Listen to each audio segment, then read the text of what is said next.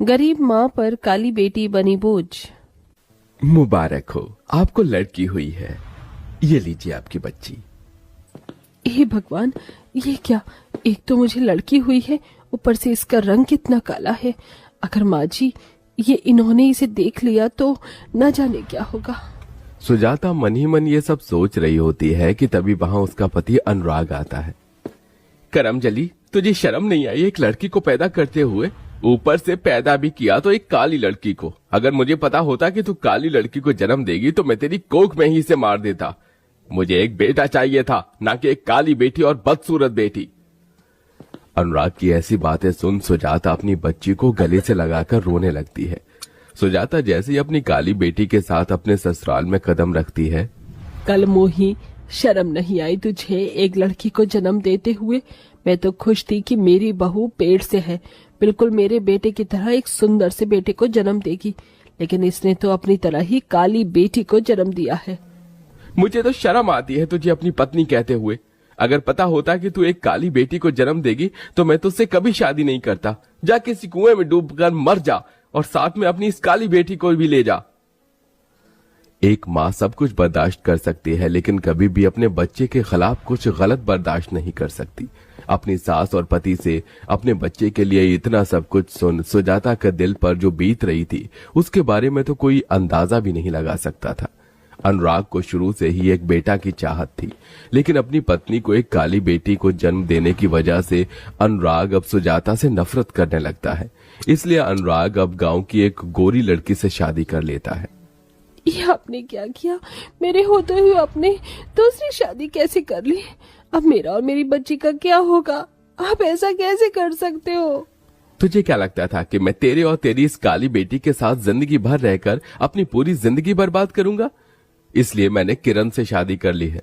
मुझे पूरा भरोसा है कि किरण एक बेटे को ही जन्म देगी, इसलिए मैं किरण के साथ हमेशा हमेशा के लिए ये गांव छोड़कर जा रहा हूं। अनुराग दूसरी शादी कर हमेशा हमेशा के लिए गांव छोड़कर चला जाता है। अनुराग के जाने की वजह से अब घर की सारी जिम्मेदारियां सुजाता पर आ गई थी, इसलिए अब सुजाता मेहनत मजदूरी करके घर में सबका गुजारा चलाती है। मिल गया तुझे चैन, पड़ गई तेरे कलेजे को ठंडक। अगर तू इस काली बेटी की जगह एक बेटे को जन्म देती तो मेरा बेटा मुझे कभी छोड़कर नहीं जाता।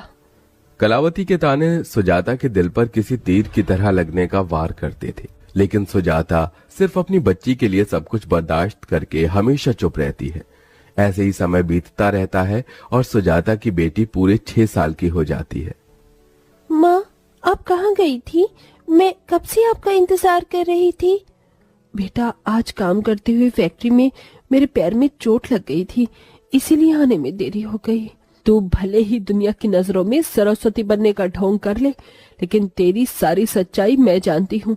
तू आज इस चोट की वजह से लेट नहीं हुई है, बल्कि तू तो किसी के साथ अपना मुंह काला कर रही थी। माँ जी, आप होश में तो हैं क्या? क्या क्या बोले जा रही हैं? आपको शर्म नहीं आती अपनी बहू पर ऐसे लांछन लगाते हुए? मेरे सामने ये ढोंग करने की जरूरत नहीं है। तेरे इस चरित्रहीन हरकतों की वजह से ही मेरा बेटा तुझे छोड़कर हमेशा हमेशा के लिए शहर चला गया। मैं जानती हूँ रोज रोज तुझे घर आने में देरी क्यों हो जाती है। हर रोज किसी आदमी के साथ गुलछर्रे उड़ाकर अपना मुंह जो काला करती है। हे भगवान, ऐसे शब्द सुनने से पहले तूने मुझे अपने पास क्यों नहीं बुला लिया? ये काली बेटी तो मेरी जिंदगी में बोझ बन गई है। जब से ये पैदा हुई है तब से मुझे क्या क्या नहीं सहना पड़ रहा। सुजाता का जिंदगी का हर एक दिन उसके लिए किसी मौत से बढ़कर था, लेकिन अपनी बेटी की शक्ल देख देख कर सुजाता हार नहीं मानती और दिन रात मेहनत करके अपनी बेटी को पढ़ाती है। ऐसे ही समय गुजरता है और अब काजल बड़ी हो जाती है। माँ देखो, मैंने पूरी कॉलेज में टॉप किया है। मैं जानती ही थी कि मेरी काजल ही पूरे कॉलेज में टॉप करेगी। अब आप देखना कि मुझे किसी बड़ी कंपनी में नौकरी मिलेगी और फिर आप, मैं और दादी इस छोटे से घर को छोड़कर एक बड़े से घर में रहेंगे। बस बस, ये झूठे सपने दिखाने की कोई जरूरत नहीं है। तो जैसी काली बदसूरत को कोई अपनी कंपनी में नौकरी तो देना दूर, कंपनी के आसपास भी भटकने भी नहीं देगा। सुजाता, मेरी मान तो अपनी इस काली बदसूरत बेटी की शादी कर दे। मुझे तो इसकी शादी होना भी नामुमकिन सा लगता है। इसकी इस काली भयानक शक्ल को देखकर तो कोई भी इसे अपनी बहू नहीं बनाना चाहेगा। अपनी दादी की बात सुन काजल बहुत दुखी होती है, लेकिन काजल जानती थी कि उसकी माँ ने उसके लिए कितनी मेहनत की है। इसलिए काजल हार नहीं मानती है और एक बड़ी सी कंपनी में इंटरव्यू देने के लिए जाती है। काजल पढ़ने लिखने में बहुत अच्छी थी, इसलिए उसे कंपनी में जॉब मिल जाती है। माँ देखो, मुझे पहली सैलरी मिली है। इस पूरी सैलरी की हकदार आप हो। आपने मुझे इतना काबिल जो बनाया है। काजल, ये सब सिर्फ तेरी लगन और मेहनत की वजह से हो पाया है। अब तेरी शादी का समय आ गया है। तुझे पता है, आज विमला अपनी बेटी का रिश्ता तय हो जाने की खुशी में मिठाई देकर गई थी। मैं भी चाहती हूँ कि मैं भी अपनी बेटी का रिश्ता तय होने की खुशी में गांव के लोगों को मिठाई, लड्डू। मैंने पंडित जी से बात भी कर ली है। परसों तुझे लड़की वाले देखने आ रहे हैं। माँ, मुझे बहुत डर लग रहा है। क्या वो लोग मुझे पसंद करेंगे? मेरी बेटी बहुत काबिल है। मुझे यकीन है कि वो तुझे जरूर पसंद करेंगे। अपनी माँ की बात सुन काजल को सुकून मिलता है। ऐसे ही 2 दिन गुजर जाते हैं और आज लड़के वाले काजल को देखने के लिए आते हैं। देखिए, मेरे बेटे के लिए एक से एक लड़कियों के रिश्ते आते हैं, लेकिन पंडित जी के कहने पर हम आपकी बेटी को देखने आए हैं।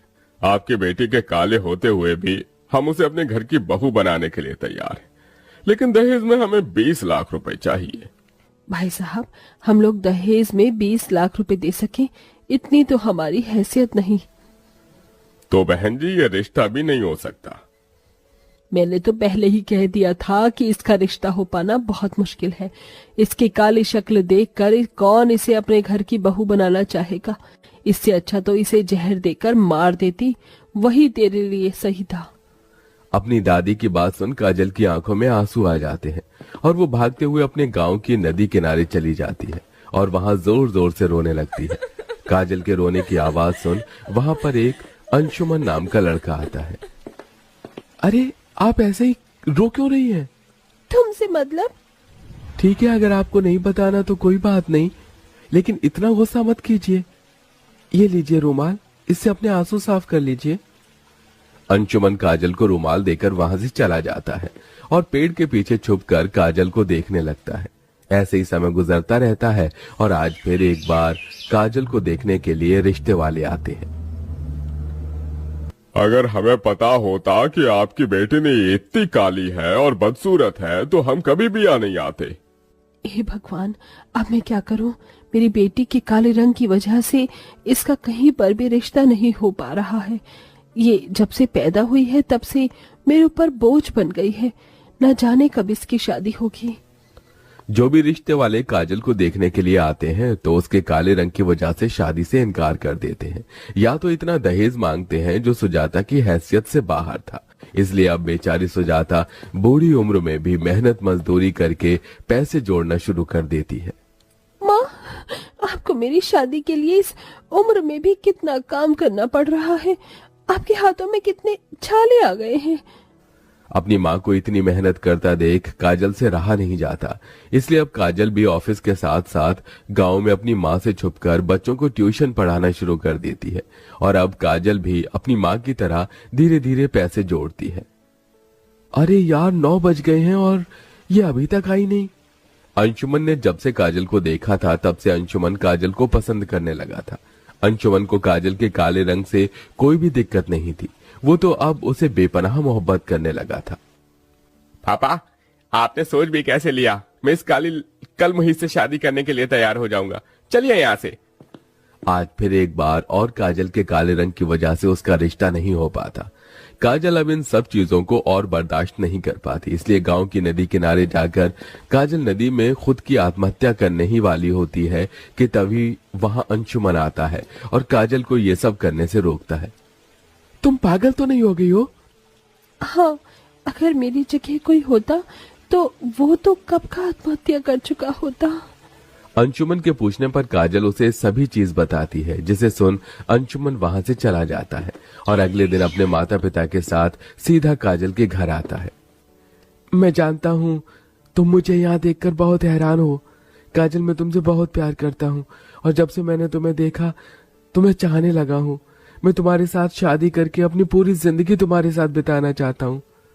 अंशुमन की बात सुन काजल की आंखों में आंसू आ जाते हैं, जिसके बाद काजल इस रिश्ते के लिए हाँ कर देती है और कुछ दिनों में अंशुमन और काजल की शादी हो जाती है। अंशुमन सुजाता से 1 रुपया भी दहेज में नहीं लेता है। बेटा, तुमने मेरे सीने के बोझ को हमेशा हमेशा के लिए खत्म कर दिया। मैं कभी सपने में भी नहीं सोच सकती थी कि मेरी बेटी को इतना प्यार करने वाला जीवन साथी मिलेगा। काजल नम आंखों से उसे अपनी माँ से विदा लेती है और अंशुमन के साथ एक नई जिंदगी शुरू करती है। शादी के बाद भी काजल जॉब करना नहीं छोड़ती और दिन रात मेहनत करते इतने पैसे जोड़ती है कि वो अब अपनी माँ और दादी को तोहफे में एक बड़ा सा घर देती है। अपनी पोती की इतनी तरक्की देख कलावती को भी अपनी गलती का एहसास हो जाता है।